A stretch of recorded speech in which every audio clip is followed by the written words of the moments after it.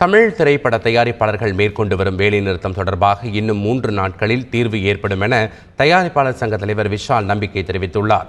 திரையரங்குகளில் அதிகப்படியான கட்டணத்தை கியூப் நிறுவனம் வசூலிப்பதாக கூறி 1ஆம் தேதி முதல் தயாரிப்பாளர் சங்கத்தினர் வேலைநிறுத்தம் மேற்கொண்டு வருகின்றனர்.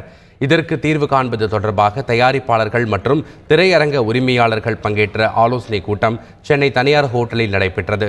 பின்னர் செய்தியாளர்களை சந்தித்த விஷால் சரியான பாதையில் ஆலோசனை நடத்தி வருவதாகவும் 3 நாளில் தீர்வு ஏற்படும் என்றும் தெரிவித்தார்.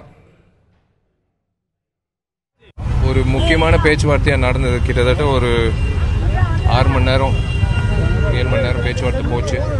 இது கரெக்டான ஒரு பாதையில் போக போகுதுன்ற ஒரு நம்பிக்கை வந்திருக்கு. அது குறிப்பாக கோரிக்கைகள், அதாவது இது இந்த காலகட்டத்தில் எதுக்கு இந்த மாதிரி ஒரு விஷயம் பண்ணிட்டு இருக்கோன்றது உணர்ந்து திரையரங்கு உரிமையாளர்களும் சரி, டிஸ்ட்ரிபியூட்டரும் சரி ஒரு முடிவுக்கு வரக்கூடிய ஒரு வாய்ப்பு வந்திருக்கு.